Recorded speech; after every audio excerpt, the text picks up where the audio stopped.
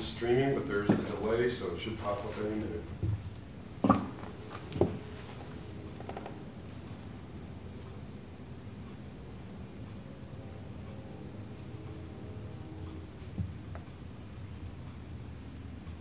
All right. We on? Yes, sir. We're going? Yep. Okay, cool. Once again, we're on the Racing for Recovery show that we have no name for yet. We still have to figure that out. But I am happy to be talking to Ashley Kelly today, who is another success story. And before we ad-lib and just free-flow this thing, there's one question I want to ask you to start. Yeah. What does it feel like for you to be live for the world to see, to share your success? How do you feel about that? I'm happy to do it because I know all of this that's gone into my sobriety process has been helpful to me. So if it can help somebody else, I'm more than happy to share it with anyone. I love it. That is exactly why we have now done a live support group meeting, and now doing this is because I feel, and I wonder how you feel about this, I think we're obligated to give it back. Yeah, absolutely. Right? Absolutely. Well, and I told you with the Thursday live stream, I love it because a lot of times we play gigs on Thursday nights and I can watch the live stream on the way to gigs. That's right. Obviously not while I'm driving. Talk about your music for a second. Yeah, I play in a couple different groups and play every weekend, and we play top 40 stuff, and it's a lot of fun.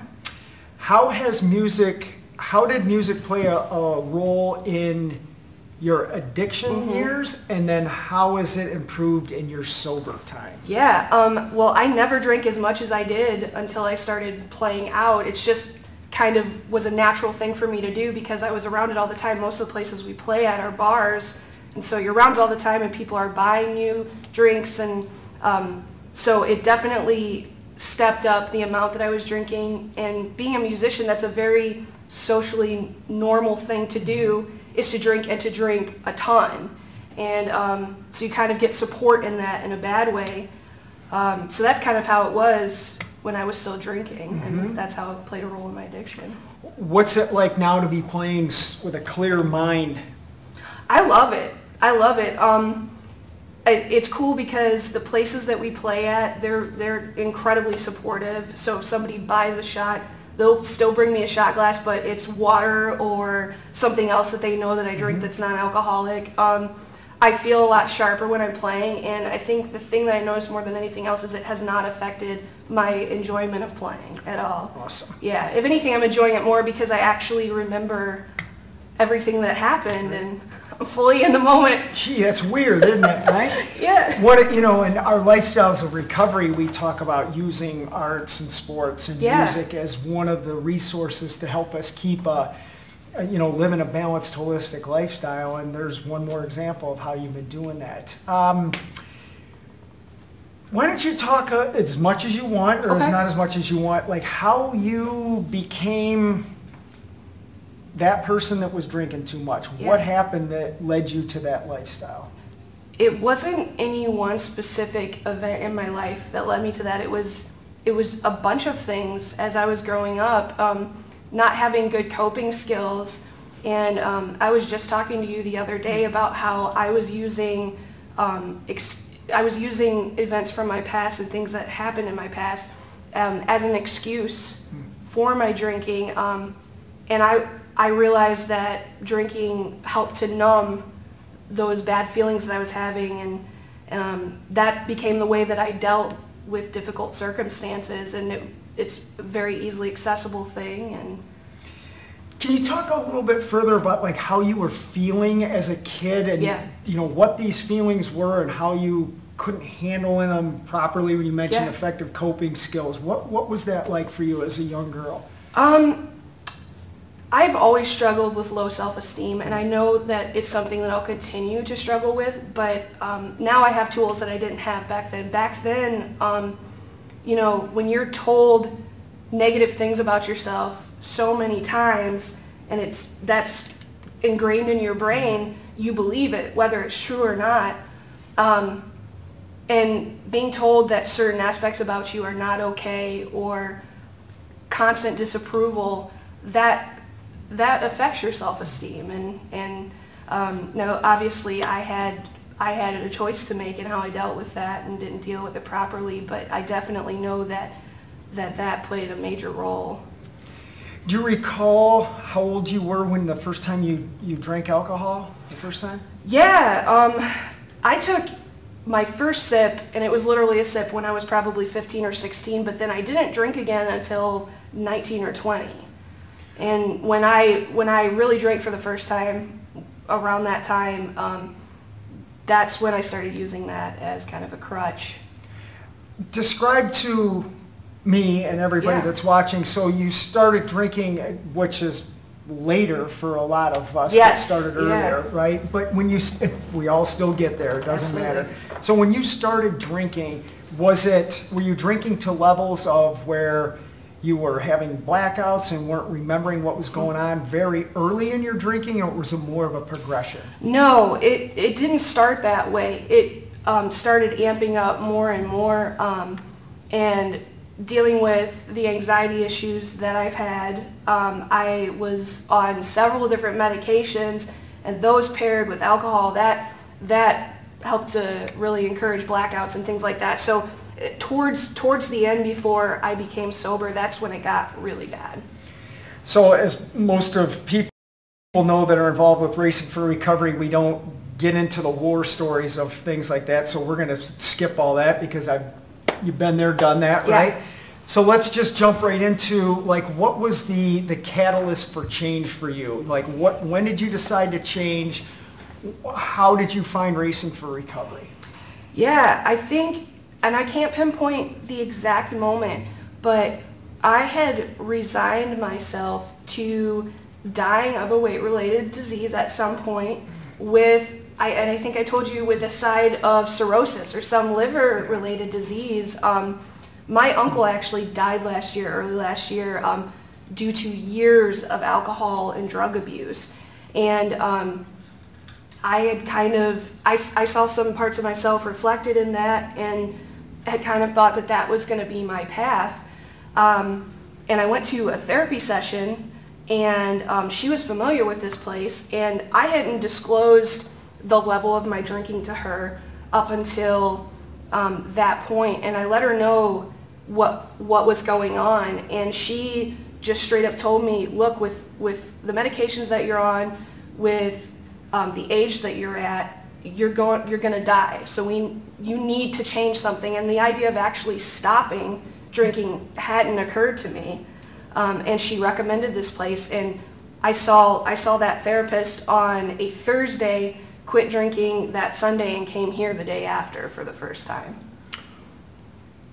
Thanks to the therapist, whoever that was that Yeah. did that, and I applaud her open-mindedness to be willing to obviously look within her own abilities with this level, Yeah. and saying, look, I'll refer out. It's one of the things that Racing for Recovery does. If we can't serve, we refer to someone who can. So I applaud that therapist's way of approaching this. Have you sustained your sobriety since you've been here? Yes, sir. Yeah. So let's talk about, well, I want to back up a second. Sure. Because when you said earlier, I remember that you had just thought that, wow, I'm going to die from this, and with a side order of cirrhosis. Yeah. Can you talk about now being sober, looking back at that thought process and the change in how you look at it now? I mean, that's pretty riveting to look at yourself like that. And I'm Yeah. curious as to how you're looking at how you used to think and going, wow, that's crazy how I was thinking. Yeah. Gosh, looking back at that time, I just see how incredibly broken I was and how low my self-esteem was. And just at that time, I did not realize there was another option, that there was a better way to live, because drinking aside, I lived in that state of mind as long as I could remember. And yeah, it's kind of bizarre, because it's kind of like looking at a completely different life back then. My life is so different now. I just see so much pain and hurt and not knowing how to climb out of that. back then. You know, it's one of the things, because I'm like you and everybody else who's watching this Yeah. right now.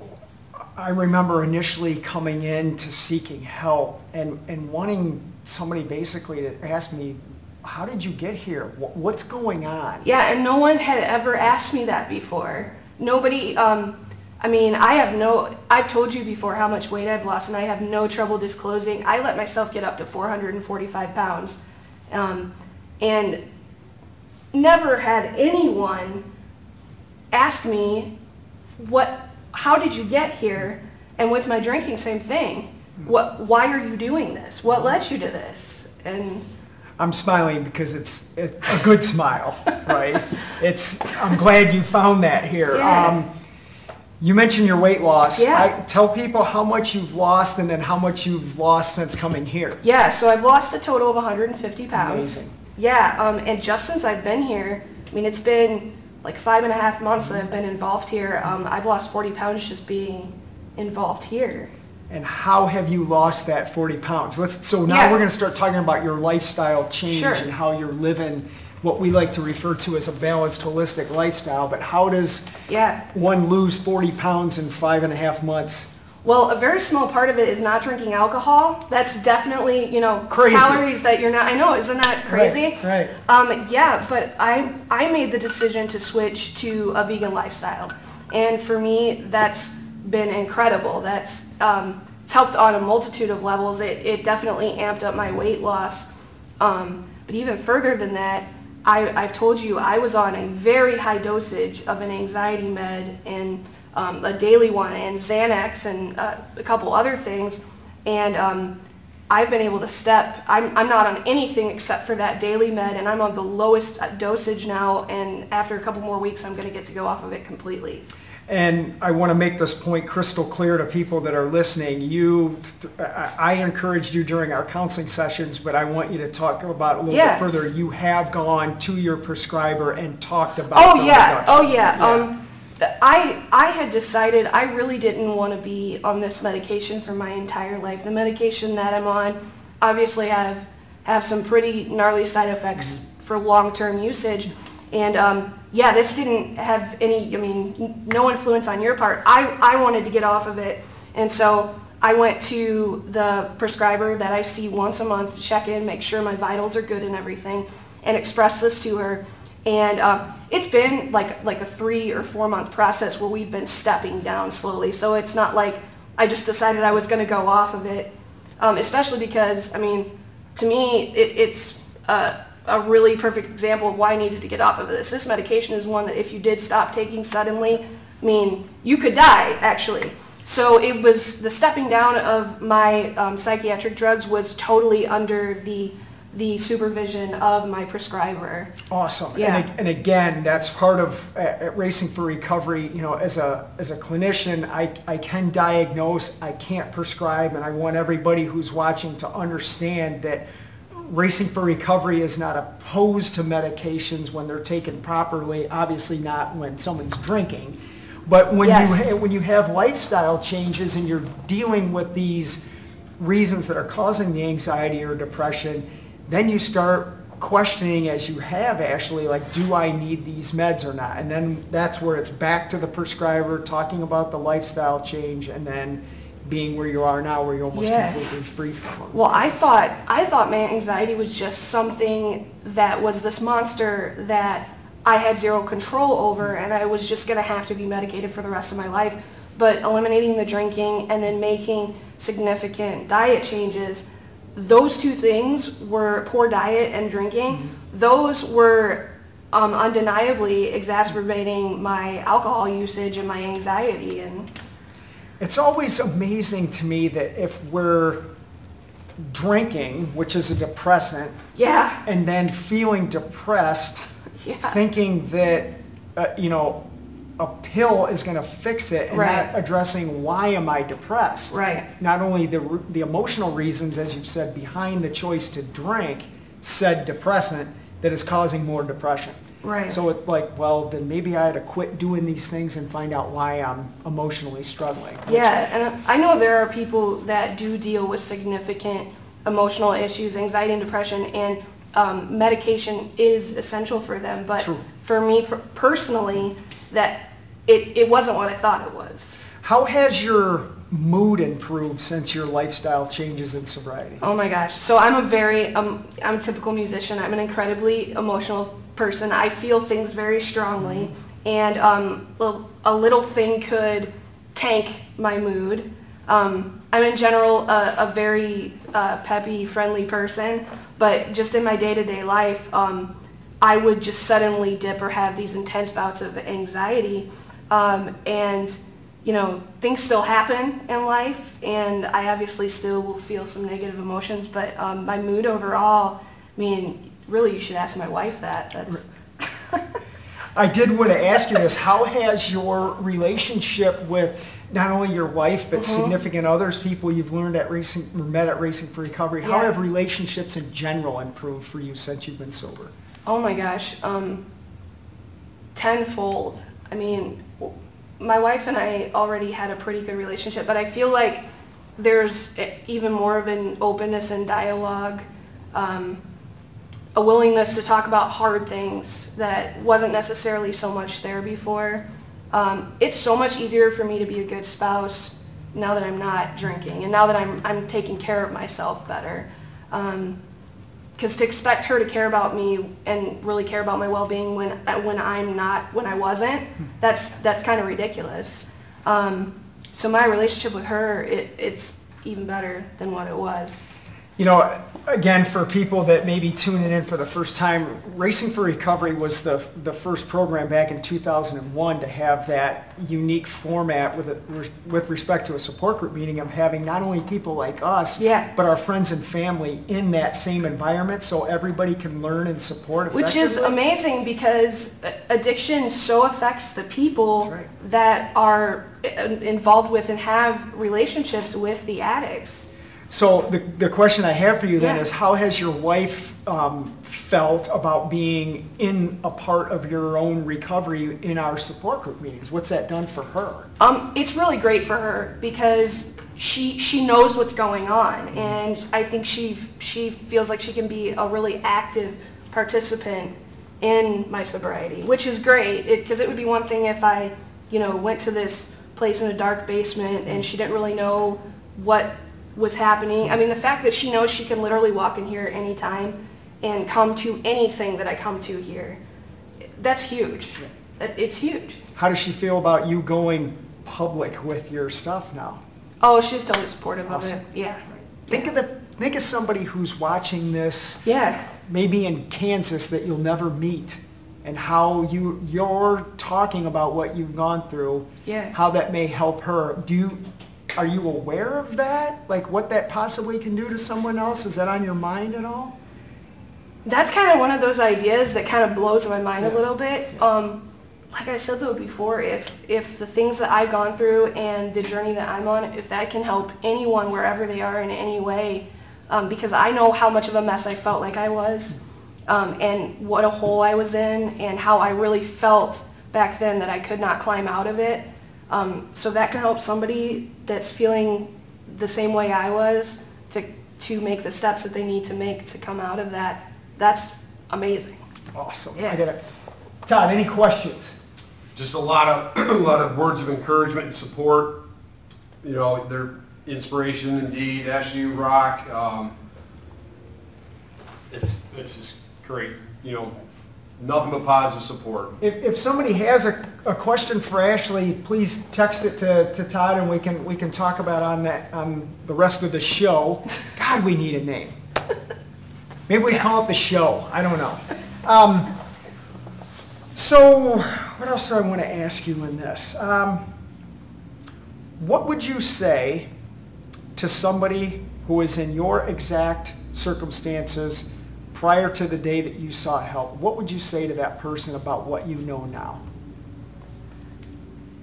You have no idea the level of change that you can make, and you have no idea how happy you can be and how fulfilled you can be. And I know that it seems impossible at this point, absolutely impossible, and you want to isolate yourself so much, but don't do it, because life is so good, And that's not to say that there will not be difficult things that you're going to face, because it's not like you get sober and you maintain balance in your life and suddenly nothing bad ever happens again, because that's ridiculous. That's a fairy tale. It's not reality.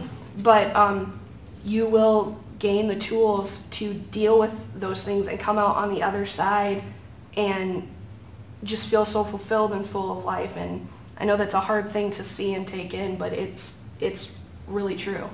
You're reminding me a couple of key components that Racing for Recovery endorses, and there's 4, we call it the 4 big ideas in our second book. One is you can get off of drugs and alcohol. That's a fact, and we like to speak in facts here. The second part is you can achieve anything when you're sober. Yes. Hence our slogan, with sobriety, anything is possible. The third part is where exactly you alluded to. Just because you're sober doesn't mean that you're not going to endure some hard struggles, right? Oh, yeah. But Absolutely. the fourth of our 4 big ideas is you don't have to drink to deal with them, Right. right? Well, I told you, I came in that one day because I experienced my first really bad craving, and so I came in here the next day because I really didn't know what else to do, and you just happened to walk into the main office, and you told me that a thought is not an action, and just because you feel something doesn't mean you have to act on it, and that was a game changer for me. I will say that to myself often, and that's made a huge difference. I mean, just because I feel something or think something doesn't mean I have to act on it, or just because I have a moment where I see a drink and I want it, that doesn't mean that I have to pick it up and take it. And I will say that cravings now are so much less, and just kind of recognize that it's a thing that's happening and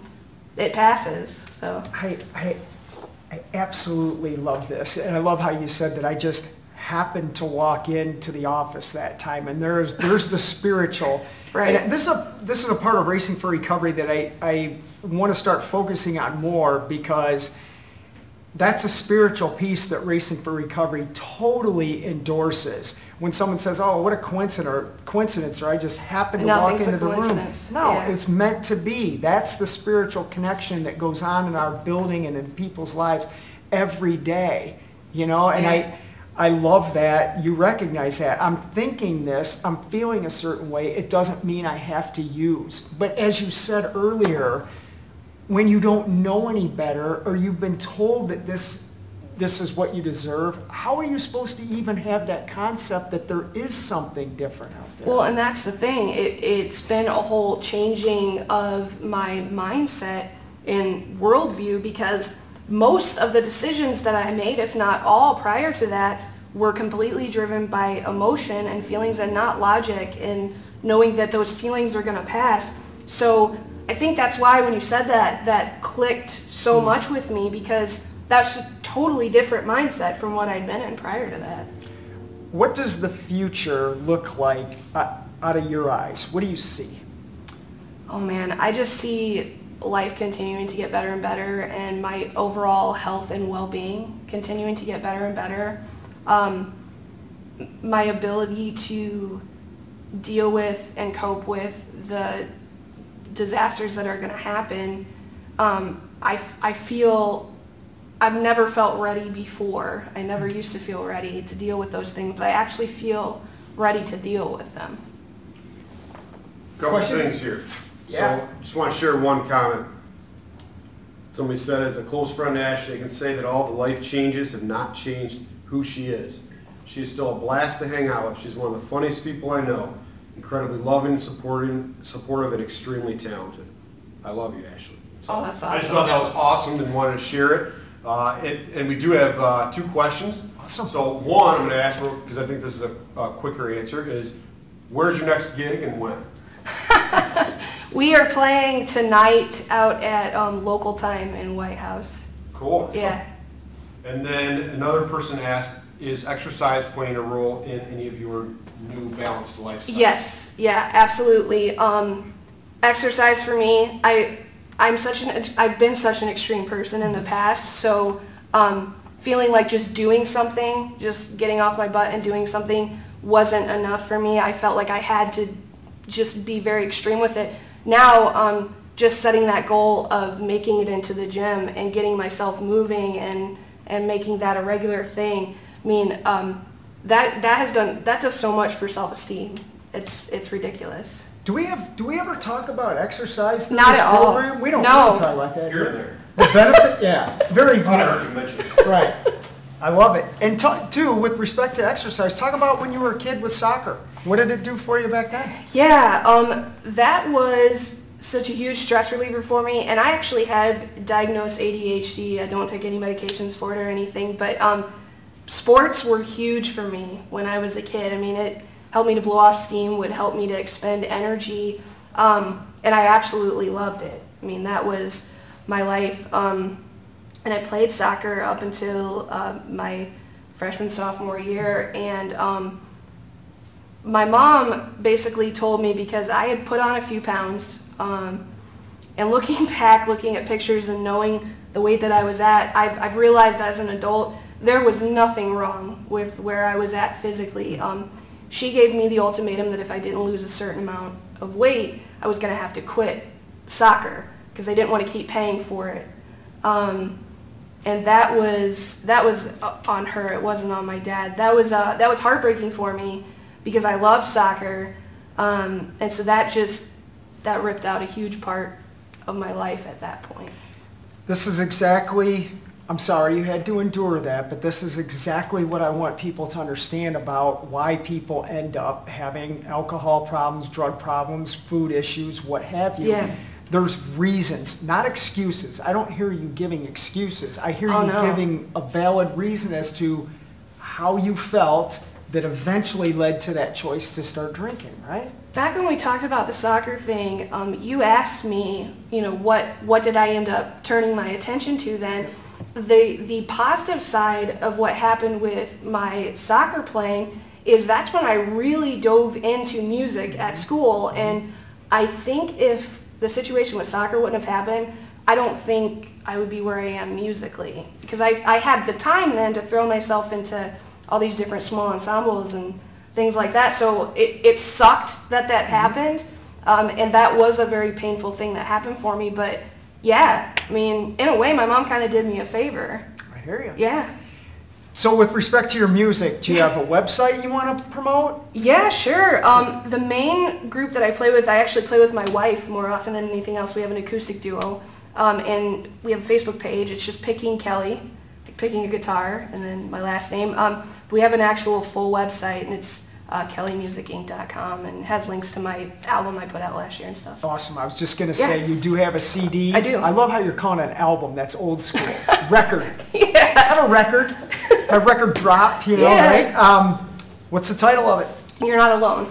And that's available on the website. It's available on the website and iTunes and Spotify, and really don't care if you go buy it on iTunes. If you want to just listen to it, that's awesome too. You can listen to it on Spotify and everything. And you have committed that you're going to musically be involved with our 17th annual 5K Yes. this October, right? Yes, absolutely. Right on. Yeah. Cool. We're still working out how you're going to do that. That's Okay. phenomenal. We do have some people that were requesting a list of your schedule, when you're playing. So Yeah, you can find that on our actual website on kellymusicinc.com. We have our schedule through the end of this year. it's so. Kelley. Yeah. Kelly Music Inc. Yeah. .com. Did you say there was a couple other things in there? Any other question? I'm sorry, I just gotta scroll back as I was. Well, Todd's scrolling through that. If you're watching this, please share it. Share Ashley's this broadcast so other people can Yeah. see it and learn from it. So we got one question here is, are you close with your parents? And if so, how have you and your family addressed past issues? Yeah, I have a sister. I have one sister. She's younger than me, and we are extremely close. My family actually lives far away. They live in Alabama, and my sister and I talk on the phone almost every day, and she'll usually come and stay every year. My dad and I are extremely close. We've always been close. And my mom and I have struggled as long as I can remember, but I love her, and I know that regardless of mistakes that are made, she has absolutely done the best that she knows how to do. And so I'm pretty close with my family. As far as addressing past issues, I don't really talk about it with my mom so much. I've had to put up boundaries there, and they're good, healthy boundaries. And I still talk to her every week, but those boundaries are there so that we can have a positive conversation. My dad is very familiar. He actually might be watching this right now. Awesome. He knows very much what's going on with me, and we have a very open dialogue about things, and my sister and I talk about everything. So yeah. We did also have a request, since we do some sober Saturday activities out here, if you would ever be able to play out here. Yeah, we very seldom have open Saturdays, but yeah, we do have them sometimes, and we would 100% be open to doing that, yeah. This is, again, I'm reminded of how thankful and powerful this format is. This is one of the things that separates Racing for Recovery from anything else that's out there, is just talking about the awesome person that you are. Look what that's doing for other people. If we sit and keep all this to ourselves, how is someone else supposed to learn how to get what we've been fortunate enough to have? Well, and that's what I've been learning. I was a very distrustful person of people in general. I love people, absolutely love them, but I've been burned by people in the past, and that influence that. And that's been something that I've learned, and I'm continuing to learn, that transparency and openness. I mean, at this point, I don't really care if someone out there will judge me for my past mistakes, because it's my past. It's not who I am today. And yeah, if what I've been through and where I'm at now in my life and continuing to go to, if that helps somebody, that's awesome. Are you proud of yourself today? I'm really proud of myself, and that would have been really hard for me to say before, but Do you love yourself today? I do, yeah. Mission accomplished. Yeah. Any final words? No, Todd, did you? I was just thinking, I'm proud of you too. You're awesome. Your Thank music you. is great. You shared a CD with me and absolutely love it. Thank you. Gave a couple of them out and they were impressed as well. And you're doing an awesome job. We Thank love you. seeing you around here. You're such a bright personality, and keep Thank up you. the great work. I will. Any final things you want to say to anybody? You know, quitting whatever vice you have, that's big, but just quitting and not actually working on your life and working on balance in your life. You can quit something but still be in the same place that you were. So quitting is the first step, and that's awesome, but then working on bettering your life and getting yourself to a place where you want to be, that's what it's really about. You are a pure example of what Racing for Recovery stands for. I'm proud of you, and Thank you. anything you need from us, let us know. I will. I love this place. This is awesome. Thanks for coming in. Yeah. We're done. All right, hold on 1 second, 'cause I gotta switch over to shut her off.